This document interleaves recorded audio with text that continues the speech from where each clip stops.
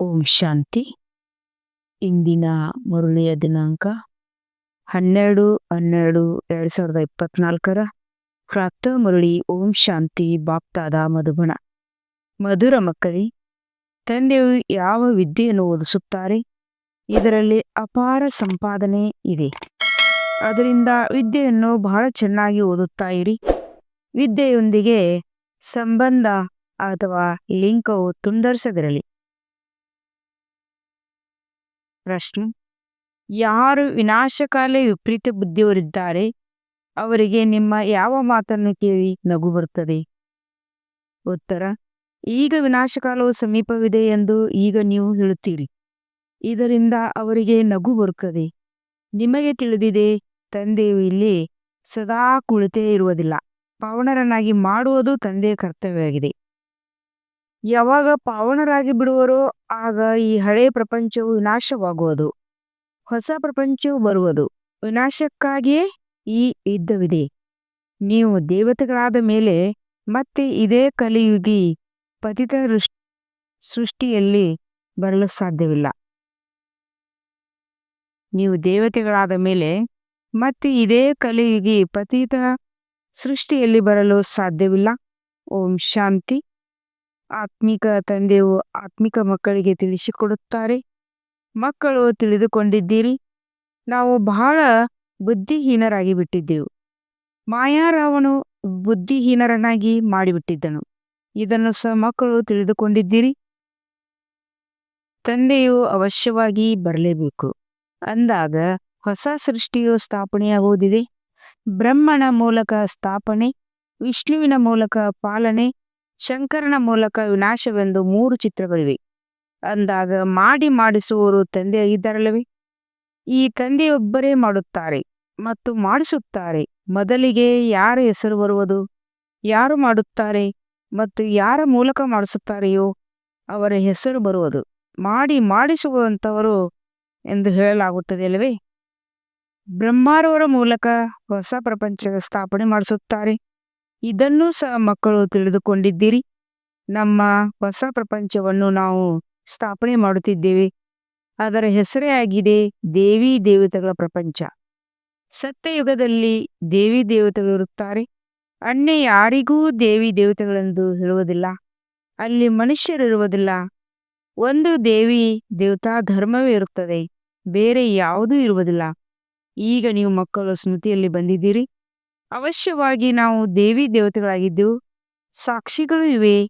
ಇಸ್ಲಾಂ, ಬೌದ್ಧ, ಕ್ರಿಶ್ಚಿಯನ್ ಮುಂತಾದವರೆಲ್ಲ ತಮ್ಮ ತಮ್ಮ ಸಾಕ್ಷಿಗಳಿವೆ. ತಮ್ಮ ರಾಜ್ಯವಿದ್ದಾಗ ಮತ್ಯಾರೂ ಇರಲಿಲ್ಲ. ಈಗ ಮತ್ತೆಲ್ಲ ಧರ್ಮಗಳಿವೆ. ನಮ್ಮ ದೇವತಾ ಧರ್ಮವೇ ಇಲ್ಲ. ಗೀತೆಯಲ್ಲಿ ಬಹಳ ಒಳ್ಳೊಳ್ಳೆಯ ಶಬ್ದಗಳಿವೆ, ಆದರೆ ಯಾರೂ ಅರಿತುಕೊಳ್ಳುವುದಿಲ್ಲ.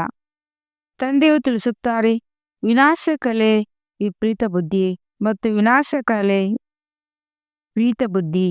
ವಿನಾಶವಂತೂ ಈ ಸಮಯದಲ್ಲಿಯೇ ಆಗಬೇಕಾಗಿದೆ. ತಂದೆಯು ಸಂಗಮಯುಗದಲ್ಲಿ ಬರುತ್ತಾರೆ. ಯಾವಾಗ ಜಗತ್ತಿನ ಪರಿವರ್ತನೆಯಾಗುತ್ತದೆ, ತಂದೆಯು ನೀವು ಮಕ್ಕಳಿಗೆ ಇದರ ಬದಲಾಗಿ ಎಲ್ಲವನ್ನು ಹೊಸದನ್ನೇ ಕೊಡುತ್ತಾರೆ. ಅವರು ಅಗಸನೂ ಆಗಿದ್ದಾರೆ, ಅಕ್ಕಸಾಲಿಗನೂ ಆಗಿದ್ದಾರೆ, ದೊಡ್ಡ ವ್ಯಾಪಾರಿಯೂ ಆಗಿದ್ದಾರೆ. ಇಂಥ ತಂದೆಯೊಂದಿಗೆ ಕೆಲವರೇ ವಿರಳ ವ್ಯಾಪಾರ ಮಾಡುತ್ತಾರೆ. ಈ ವ್ಯಾಪಾರವಲ್ಲಂತೂ ಅಪಾರ ಲಾಭವಿದೆ. ವಿದ್ಯೆಯಲ್ಲಿ ಬಹಳಷ್ಟು ಲಾಭವಿರುತ್ತದೆ. ವಿದ್ಯೆಯು ಸಂಪಾದನೆಯ ಮೂಲವಾಗಿದೆ ಎಂದು ಮಹಿಮೆಯನ್ನು ಮಾಡಲಾಗುತ್ತದೆ. ಅದರಲ್ಲಿಯೂ ಜನ್ಮಾಂತರಕ್ಕೆ ಸಂಪಾದನೆಯಾಗಿದೆ. ಅಂದಾಗ ಇಂಥ ವಿದ್ಯೆಯನ್ನು ಬಹಳ ಚೆನ್ನಾಗಿ ಓದಬೇಕಲ್ಲವೇ? ಮತ್ತು ನಿಮಗೆ ಬಹಳ ಸಹಜವಾಗಿ ಓದಿಸುತ್ತೇನೆ. ಕೇವಲ 7 ದಿನಗಳ ಕಾಲ ತಿಳಿದುಕೊಂಡು ನಂತರ ಎಲ್ಲಿಯಾದರೂ ಹೋಗಿ ನಿಮ್ಮ ಬಳಿ ಮುರಳಿಯು ಬರುತ್ತಿರುತ್ತದೆ. ಇದರಿಂದ ಎಂದೂ ವಿದ್ಯೆಯೊಂದಿಗೆ ಸಂಬಂಧವು ತುಂಡರಿಸುವುದಿಲ್ಲ. ಇದು ಪರಮಾತ್ಮನ ಜೊತೆ ಆತ್ಮಗಳ ಸಂಬಂಧವಾಗಿದೆ. ವಿನಾಶಕಾಲೆ ವಿಪರೀತ ಬುದ್ಧಿ ವಿನಶ್ಯಂತಿ ಪ್ರೀತಿ ಬುದ್ಧಿ ವಿಜಯಂತಿ. ಈ ಶಬ್ದವು ಗೀತೆಯಲ್ಲಿಯೂ ಇದೆ. ನೀವು ತಿಳಿದುಕೊಂಡಿದ್ದೀರಿ.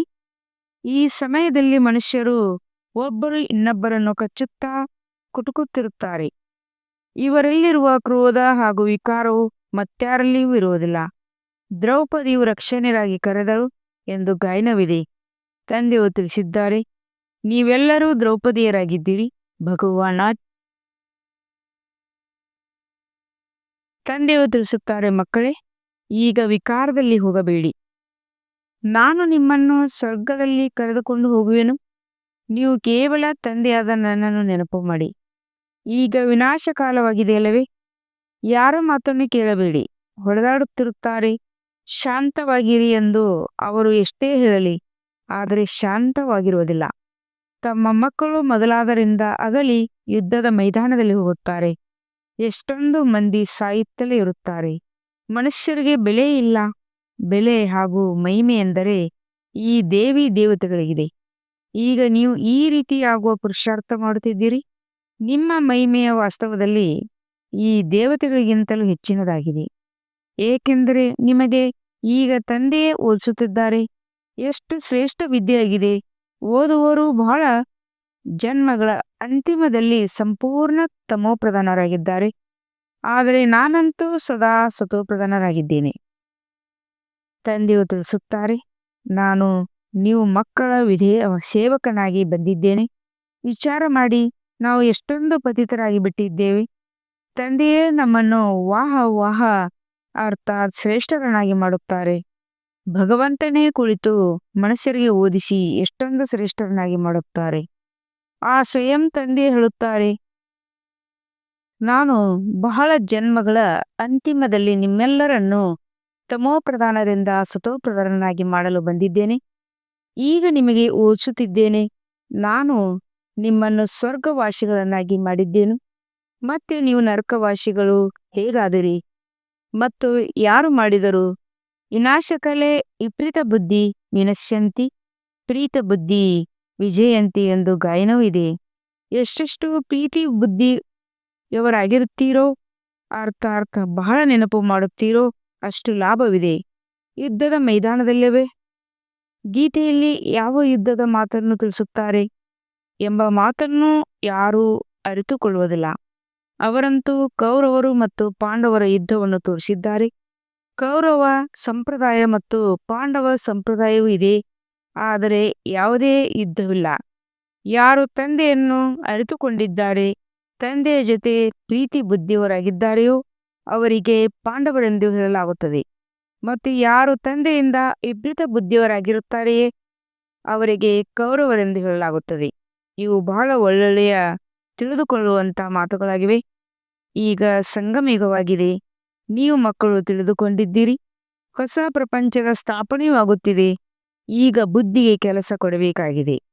ಪ್ರಪಂಚವು ಎಷ್ಟು ದೊಡ್ಡದಾಗಿದೆ, ಆದರೆ ಸತ್ಯಯುಗದಲ್ಲಿ ಕೆಲವರೇ ಮನುಷ್ಯರಿರುತ್ತಾರೆ. ಆಗಿನ್ನೂ ಮಾನವ ವಂಶ ವೃಕ್ಷವು ಬಹಳ ಚಿಕ್ಕದಾಗಿರುತ್ತದೆ ಅಲ್ಲವೇ? ಅದೇ ವೃಕ್ಷವು ಮತ್ತೆ ದೊಡ್ಡದಾಗುತ್ತಾ ಹೋಗುತ್ತದೆ.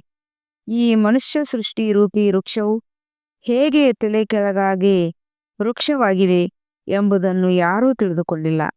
ಇದಕ್ಕೆ ಕಲ್ಪವೃಕ್ಷವೆಂದು ಕರೆಯಲಾಗುತ್ತದೆ. ವೃಕ್ಷದ ಜ್ಞಾನವು ಬೇಕಲ್ಲವೇ?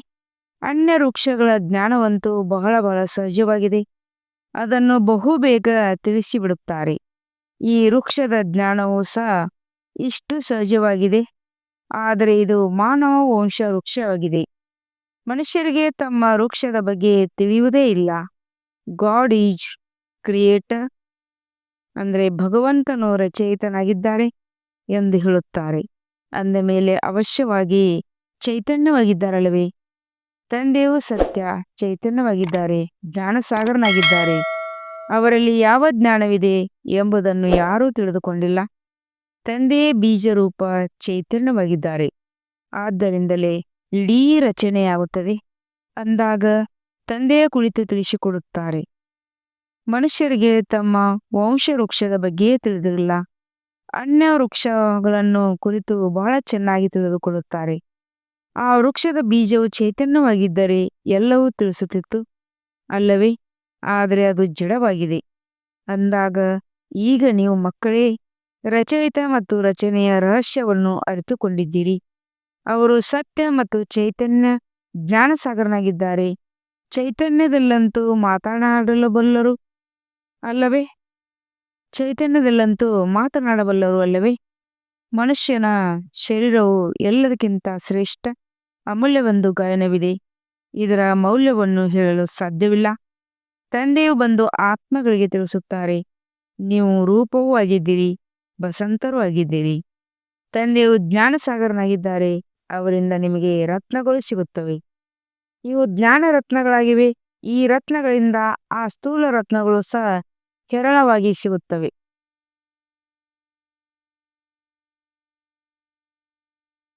ಈ ಲಕ್ಷ್ಮೀನಾರಾಯಣರ ಬಳಿ ನೋಡಿ ಎಷ್ಟೊಂದು ರತ್ನಗಳಿವೆ. ವಜ್ರ ವೈಡೂರ್ಯಗಳ ಮಹಲ್ನಲ್ಲಿರುತ್ತಾರೆ. ಹೆಸರೇ ಆಗಿದೆ ಸ್ವರ್ಗ. ಅದಕ್ಕೆ ನೀವು ಮಾಲೀಕರಾಗುವುದರಿದ್ದೀರಿ. ಯಾರಾದರೂ ಬಡವರಿಗೆ ಆಕಸ್ಮಿಕವಾಗಿ ದೊಡ್ಡ ಲಾಟರಿ ಸಿಕ್ಕಬಿಟ್ಟರೆ ಅವರು ಅದರಲ್ಲಿ ಹುಚ್ಚರಾಗಿ ಬಿಡುತ್ತಾರಲ್ಲವೇ? ತಂದೆಯೂ ಸಹ ತಿಳಿಸುತ್ತಾರೆ, ನಿಮಗೆ ವಿಶ್ವದ ರಾಜ್ಯಭಾಗ್ಯವು ಸಿಗುತ್ತದೆ. ಆದ್ದರಿಂದ ಮಾಯವು ಎಷ್ಟೊಂದು ಪೈಪೋಟಿ ನಡೆಸುತ್ತದೆ. ನಿಮಗೆ ಮುಂದೆ ಹೋದಂತೆ ತಿಳಿಯುತ್ತದೆ. ಮಾಯು ಎಷ್ಟು ಒಳ್ಳೊಳ್ಳೆಯ ಮಕ್ಕಳನ್ನು ಸಹ ನುಂಗಿಬಿಡುತ್ತದೆ, ಒಮ್ಮೆಲೆ ತಿಂದು ಬಿಡುತ್ತದೆ. ನೀವು ಸರ್ಪವನ್ನು ನೋಡಿದ್ದೀರಿ, ಅದು ಕಪ್ಪೆಯನ್ನು ಹೇಗೆ ಹಿಡಿದುಕೊಳ್ಳುತ್ತದೆ ಮತ್ತು ಆನೆಯನ್ನು ಮೊಸಳೆಯು ಹಿಡಿದುಕೊಳ್ಳುತ್ತದೆ. ಸರ್ಪವು ಕಪ್ಪೆಯನ್ನು ಒಮ್ಮೆಲೆ ಎಲ್ಲವನ್ನು ನುಂಗಿಬಿಡುತ್ತದೆ. ಮಾಯವು ಸಹ ಇದೇ ರೀತಿಯಾಗಿದೆ. ಮಕ್ಕಳನ್ನು ಜೀವಿಸಿದಂತೆ ಹಿಡಿದುಕೊಂಡು ಒಮ್ಮೆಲೆ ಸಮಾಪ್ತಿ ಮಾಡಿಬಿಡುತ್ತದೆ. ನಂತರ ಅಂಥವರು ಎಂದೂ ತಂದೆಯ ಹೆಸರನ್ನು ತೆಗೆದುಕೊಳ್ಳುವುದಿಲ್ಲ. ನಿಮ್ಮಲ್ಲಿ ಯೋಗಬಲದ ಶಕ್ತಿಯು ಬಹಳ ಕಡಿಮೆ ಇದೆ. ಎಲ್ಲವೂ ಯೋಗಬಲದ ಮೇಲೆ ಆಧಾರಿತವಾಗಿದೆ.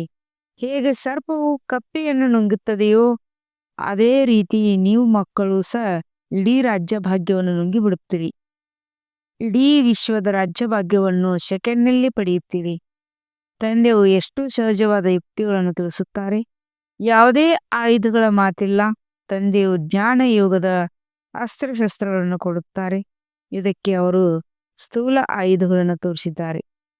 ನೀವು ಮಕ್ಕಳು ಈ ಸಮಯದಲ್ಲಿ ಹೇಳುತ್ತೀರಿ, ನಾವು ಹೇಗಿದ್ದವರು, ಏನಾಗಿ ಬಿಟ್ಟಿದ್ದೇವೆ. ನೀವು ಏನು ಬೇಕಾದರೂ ಹೇಳಿ, ನಾವು ಅವಶ್ಯವಾಗಿ ಆ ರೀತಿ ಇದ್ದೆವು. ಭಲೆ ಮನುಷ್ಯರೇ ಆಗಿದ್ದೆವು, ಆದರೆ ಗುಣ ಮತ್ತು ಅವಗುಣಗಳಿರುತ್ತವೆಯಲ್ಲವೇ? ದೇವತೆಗಳಲ್ಲಿ ದೈವಿ ಗುಣಗಳಿವೆ, ಆದ್ದರಿಂದ ತಾವು ಸರ್ವಗುಣ ಸಂಪನ್ನರು. ನಾನು ನಿರ್ವಿಗುಣನಲ್ಲಿ ಯಾವುದೇ ಗುಣವಿಲ್ಲವೆಂದು ಅವರಿಗೆ ಮಹಿಮೆ ಮಾಡುತ್ತಾರೆ. ಈ ಸಮಯದಲ್ಲಿ ಇಡೀ ಪ್ರಪಂಚವೇ ನಿರ್ಗುಣವಾಗಿದೆ. ಅರ್ಥಾತ್ ಒಂದು ದೈವಿ ಗುಣವೂ ಇಲ್ಲ. ಯಾವ ತಂದೆಯ ಗುಣಗಳನ್ನು ಕಲಿಸುವವರಾಗಿದ್ದಾರೆಯೋ ಅವರನ್ನು ಅರಿತುಕೊಂಡಿಲ್ಲ. ಆದ್ದರಿಂದ ವಿನಾಶಕಾಲಿ ಪ್ರೀತ ಬುದ್ಧಿ ಎಂದು ಹೇಳುತ್ತಾರೆ. ಈ ಸಂಗಮ ಯುಗದಲ್ಲಿ ವಿನಾಶವಂತೂ ಆಗಲೇಬೇಕಾಗಿದೆ. ಈಗ ಹಳೆಯ ಪ್ರಪಂಚದ ವಿನಾಶ ಮತ್ತು ಹೊಸ ಪ್ರಪಂಚದ ಸ್ಥಾಪನೆ ಆಗುತ್ತದೆ. ಇದಕ್ಕೆ ವಿನಾಶಕಾಲವೆಂದು ಕರೆಯಲಾಗುತ್ತದೆ. ಇದು ಅಂತಿಮ ವಿನಾಶವಾಗಿದೆ. ಇದರ ನಂತರ ಅರ್ಧಕಲ್ಪದವರೆಗೆ ಯಾವುದೇ ಯುದ್ಧವು ನಡೆಯುವುದೇ ಇಲ್ಲ. ಮನುಷ್ಯರಿಗೆ ಇದು ಸ್ವಲ್ಪವೂ ತಿಳಿದಿಲ್ಲ. ವಿನಾಶಕಾಲೆ ವಿಪರೀತ ಬುದ್ಧಿಯವರಾಗಿದ್ದಾರೆ ಅಂದ ಮೇಲೆ ಅವಶ್ಯವಾಗಿ ಈ ಹಳೆಯ ಪ್ರಪಂಚ ವಿನಾಶವಾಗುತ್ತದಲ್ಲವೇ? ಈ ಹಳೆಯ ಪ್ರಪಂಚದಲ್ಲಿ ಎಷ್ಟೊಂದು ಆಪತ್ತುಗಳಿವೆ. ನಿತ್ಯವೂ ಸಾವುತ್ತಲೇ ಇರುತ್ತಾರೆ.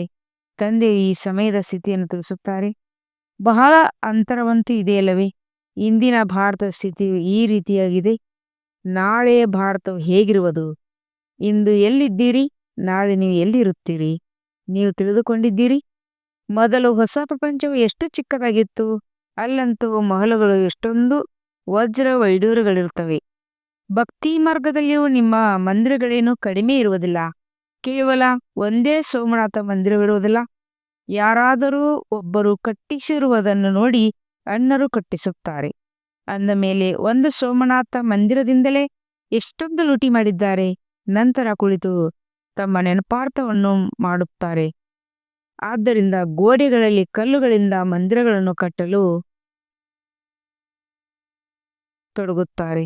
ಈ ಕಲ್ಲುಗಳಿಗೆ ಏನು ಬೆಲೆ ಇರುತ್ತದೆ? ಇಷ್ಟು ಚಿಕ್ಕದಾದ ವಜ್ರಕ್ಕೂ ಎಷ್ಟೊಂದು ಬೆಲೆ ಇದೆ. ಇವರು ಅಂದರೆ ಬ್ರಹ್ಮ ವಜ್ರ ವ್ಯಾಪಾರಿಯಾಗಿದ್ದರು.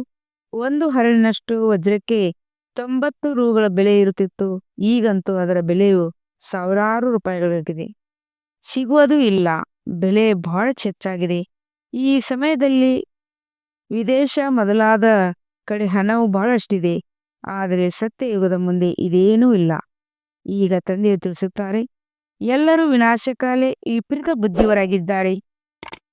ವಿನಾಶವು ಸಮೀಪವಿದೆ ಎಂದು ನೀವು ಹೇಳಿದಾಗ ಮನುಷ್ಯರು ನಗುತ್ತಾರೆ. ತಂದೆಯು ತಿಳಿಸುತ್ತಾರೆ, ನಾನು ಎಷ್ಟು ಸಮಯ ಇಲ್ಲೇ ಕುಳಿತುಕೊಳ್ಳುವೆನು? ನನಗೆ ಇಲ್ಲಿ ಮಜಾ ಇರುತ್ತದೆಯೇ? ನಾನಂತೂ ಸುಖಿಯೂ ಆಗೋದಿಲ್ಲ, ದುಃಖಿಯೂ ಆಗೋದಿಲ್ಲ. ಪಾವನರನ್ನಾಗಿ ಮಾಡುವುದೇ ತಂದೆಯ ಕರ್ತವ್ಯವಾಗಿದೆ. ನೀವು ಈ ಶ್ರೇಷ್ಠರಾಗಿದ್ದೀರಿ, ಈಗ ಕನಿಷ್ಠರಾಗಿದ್ದೀರಿ, ಮತ್ತೆ ನಿಮ್ಮನ್ನೇ ಶ್ರೇಷ್ಠರನ್ನಾಗಿ ಮಾಡುತ್ತೇನೆ. ನಮ್ಮನ್ನೇ ಮತ್ತೆ ಅಂತಹ ಶ್ರೇಷ್ಠರನ್ನಾಗಿ ಮಾಡುತ್ತಾರೆಂದು ನಿಮಗೆ ತಿಳಿದಿದೆ. ನಾವು ಈ ದೈವಿ ಮನೆತನದವರಾಗಿದ್ದೆವು, ರಾಜ್ಯಭಾಗ್ಯವಿತ್ತು, ಮತ್ತೆ ಇಂಥ ರಾಜ್ಯಭಾಗ್ಯವನ್ನು ಕಳೆದುಕೊಂಡೆವು. ನಂತರ ಅನ್ಯರು ಬರುತ್ತಾ ಹೋದರು. ಈಗ ಈ ಚಕ್ರವು ಮುಕ್ತಾಯವಾಗುತ್ತದೆ ಎಂದು ನಿಮಗೆ ಅರಿವು ಮೂಡಿದೆ. ಈಗ ನೀವು ತಿಳಿದುಕೊಳ್ಳುತ್ತೀರಿ. ಈಗ ಲಕ್ಷಾಂತರ ವರ್ಷಗಳ ಮಾತೇ ಇಲ್ಲ, ಇದು ವಿನಾಶದ ಯುದ್ಧವಾಗಿದೆ. ಒಂದು ಕಡೆ ಬಹಳ ಆರಾಮದಿಂದ ಸಾಯುತ್ತಾರೆ, ಯಾವುದೇ ಕಷ್ಟವಾಗುವುದಿಲ್ಲ, ಏಕೆಂದರೆ ಆಸ್ಪತ್ರೆ ಮೊದಲಾದವರು ಇರುವುದೇ ಇಲ್ಲ. ಅಂದ ಮೇಲೆ ಅವರಿಗಾಗಿ ಯಾರು ಕುಳಿತು ಸೇವೆ ಮಾಡುತ್ತಾರೆ ಮತ್ತು ಯಾರು ಅಳುತ್ತಾರೆ? ಅಲ್ಲಂತೂ ಈ ಪದ್ಧತಿ ಇರುವುದಿಲ್ಲ. ಅವರ ಮೃತ್ಯುವು ಬಹಳ ಸಹಜವಾಗಿರುತ್ತದೆ, ಆದರೆ ಇಲ್ಲಿ ದುಃಖಿಯಾಗಿ ಸಾಯುತ್ತಾರೆ, ಏಕೆಂದರೆ ನೀವು ಬಹಳಷ್ಟು ಸುಖವನ್ನು ಪಡೆದಿದ್ದೀರಿ. ಆದ್ದರಿಂದ ನೀವು ದುಃಖವನ್ನು ನೋಡಬೇಕಾಗಿದೆ. ಇಲ್ಲೇ ರಕ್ತದ ನದಿಗಳು ಹರಿಯುತ್ತವೆ. ಈ ಯುದ್ಧವು ಮತ್ತೆ ಶಾಂತವಾಗಿ ಬಿಡುವುದೆಂದು ಅವರು ತಿಳಿಯುತ್ತಾರೆ, ಆದರೆ ಇದು ಶಾಂತವಾಗುವುದಿಲ್ಲ. ಬೆಕ್ಕಿಗೆ ಚೆಲ್ಲಾಟ, ಇಲ್ಲಿಗೆ ಪ್ರಾಣ ಸಂಕಟ. ನೀವು ದೇವತೆಗಳಾಗುತ್ತೀರಿ, ಮತ್ತೆ ಇದೇ ಕಲಿಯುಗಿ ಚೀಚಿ ಸೃಷ್ಟಿಯ ಮೇಲೆ ನೀವು ಬರಲು ಸಾಧ್ಯವಿಲ್ಲ. ಗೀತೆಯಲ್ಲಿ ಇದೆ, ಭಗವಾನ್ ವಾಚ್, ವಿನಾಶವನ್ನು ನೋಡಿ ಸ್ಥಾಪನೆಯನ್ನು ನೋಡಿ ಸಾಕ್ಷಾತ್ಕಾರವಾಯಿತಲ್ಲವೇ? ಇಂತಿಂಥವರು ಇಂಥ ಪದವಿಯನ್ನು ಪಡೆಯುತ್ತಾರೆ ಎಂಬುದೆಲ್ಲವೂ ಅಂತಿಮದಲ್ಲಿ ಸಾಕ್ಷಾತ್ಕಾರವಾಗುತ್ತದೆ. ಆ ಸಮಯದಲ್ಲಿ ಅಳುತ್ತಾರೆ, ಬಹಳ ಪಶ್ಚಾತ್ತಾಪ ಪಡುತ್ತಾರೆ, ಶಿಕ್ಷೆಯನ್ನು ಅನುಭವಿಸುತ್ತಾರೆ, ತಮ್ಮ ತಲೆ ಚೆಚ್ಚಿಕೊಳ್ಳುತ್ತಾರೆ. ಆದರೆ ಏನು ಮಾಡಲು ಸಾಧ್ಯ? ಇದಂತೆ 21 ಜನ್ಮಗಳಿಗೆ ಲಾಸರಿಯಾಗಿದೆ. ಸ್ಮೃತಿಯಂತೂ ಬರುತ್ತದೆಯಲ್ಲವೇ? ಸಾಕ್ಷಾತ್ಕಾರವಿಲ್ಲದೆ ಯಾರಿಗೆ ಶಿಕ್ಷೆಯು ಸಿಗುವುದಿಲ್ಲ. ನ್ಯಾಯ ಧರ್ಮ ಸಭೆಯು ಕುಳಿತುಕೊಳ್ಳುತ್ತದೆಯಲ್ಲವೇ? ಒಳ್ಳೆಯದು. ಮಧುರಾತಿ ಮಧುರ ಅಗಲಿ ಹೋಗಿ ಮರಳಿ ಸಿಕ್ಕಿರುವಂತಹ ಮಕ್ಕಳಿಗೆ ಪ್ರೀತಿಯ ಮಾತ್ಪಿಕ ಬಾಪ್ತಾರವರ ನೆನಪು, ಪ್ರೀತಿ ಹಾಗೂ ನಮಸ್ತೆ. ಆತ್ಮೀಯ ಮಕ್ಕಳಿಗೆ ಆತ್ಮೀಯ ತಂದೆಯ ನಮಸ್ತೆ. हम रूहानी बच्चों की रूहानी बाप दादा को यादगार और गुड मॉर्निंग, नमस्ते नमस्ते नमस्ते. ಸುಕ್ರಿಯಾ ಬಾಬಾ ಸುಕ್ರಿಯಾ, ವಹ ಬಾಬಾ ವಹ. ಧಾರಣೆಗಾಗಿ ಮುಖ್ಯ ಸಾರ. 1ನೇ ಪಾಯಿಂಟ್, ಸ್ವಯಂನಲ್ಲಿ ಜ್ಞಾನ ರತ್ನಗಳನ್ನು ಧಾರಣೆ ಮಾಡಿಕೊಂಡು ರೂಪವಸಂತರಾಗಬೇಕಾಗಿದೆ. ಜ್ಞಾನ ರತ್ನಗಳಿಂದ ವಿಶ್ವದ ರಾಜ್ಯಭಾಗ್ಯದ ಲಾಟ್ರಿಯನ್ನು ಪಡೆದುಕೊಳ್ಳಬೇಕಾಗಿದೆ. 2ನೇ ಪಾಯಿಂಟ್, ಈ ವಿನಾಶ ಕಾಲದಲ್ಲಿ ತಂದೆಯೊಂದಿಗೆ ಪ್ರೀತಿಯನ್ನಿಟ್ಟು ಒಬ್ಬ ತಂದೆಯ ನೆನಪಿನಲ್ಲಿರಬೇಕಾಗಿದೆ. ಅಂತಿಮ ಸಮಯದಲ್ಲಿ ಪಶ್ಚಾತ್ತಾಪ ಪಡುವಂತ ಅಥವಾ ದುರಾದೃಷ್ಟರಾಗುವಂತ ಯಾವುದೇ ಕರ್ಮವನ್ನು ಈಗ ಮಾಡಬಾರದು. ವರದಾನ, ತಂದೆಯ ಸ್ನೇಹಿಯಾಗಿ ಹಾರುವ ಕಲೆಯ ಪ್ರಾಪ್ತಿ ಮಾಡಿಕೊಳ್ಳುವಂತ ನಿಶ್ಚಿತ ವಿಜಯ, ನಿಶ್ಚಿಂತ ಭವ. ಸ್ನೇಹಿ ಮಕ್ಕಳಿಗೆ ಬಾಪ್ತಾದರಿಂದ ಹಾರುವ ಕಲೆಯ ವರದಾನ ಸಿಕ್ಕಿಬಿಡುವುದು. ಹಾರುವ ಕಲೆಯ ಮೂಲಕ ಸೆಕೆಂಡ್ನಲ್ಲಿ ಬಾಪ್ತಾದರ ಬಳಿ ತಲುಪಿ ಬಿಟ್ಟಲ್ಲಿ ಎಂಥದೇ ಸ್ವರೂಪದಲ್ಲಿ ಬಂದಂಥ ಮಾಯೆ ನಿಮ್ಮನ್ನು ಸ್ಪರ್ಶಿಸಲು ಸಾಧ್ಯವಿಲ್ಲ. ಪರಮಾತ್ಮನ ಛತ್ರಛಾಯೆ ಒಳಗೆ ಮಾಯೆ ನೆರಳು ಸಹ ಬರಲು ಸಾಧ್ಯವಿಲ್ಲ. ಸ್ನೇಹ ಪರಿಶ್ರಮವನ್ನು ಮನೋರಂಜನೆಯಲ್ಲಿ ಪರಿವರ್ತನೆ ಮಾಡಿಬಿಡುವುದು. ಸ್ನೇಹ ಪ್ರತಿ ಕರ್ಮದಲ್ಲಿ ನಿಶ್ಚಿತ ವಿಜಯ ಸ್ಥಿತಿಯನ್ನು ಅನುಭವವನ್ನು ಮಾಡಿಸುವುದು. ಸ್ನೇಹ ಪ್ರತಿ ಕರ್ಮದಲ್ಲಿ ನಿಶ್ಚಿತ ವಿಜಯ ಸ್ಥಿತಿಯ ಅನುಭವವನ್ನು ಮಾಡಿಸುವುದು. ಸ್ನೇಹಿ ಮಕ್ಕಳು ಎಲ್ಲ ಸಮಯ ನಿಶ್ಚಿಂತರಾಗಿರುತ್ತಾರೆ. ಸ್ಲೋಗನ್, ನಥಿಂಗ್ ನ್ಯೂ ಅಂದರೆ ಯಾವುದೂ ಹೊಸದಲ್ಲ ಎನ್ನುವ ಸ್ಮೃತಿಯಿಂದ ಸದಾ ಅಚಲರಾಗಿರಿ. ಆಗ ಖುಷಿಯಲ್ಲಿ ನಾಟ್ಯವಾಡುತ್ತಿರುವಿರಿ.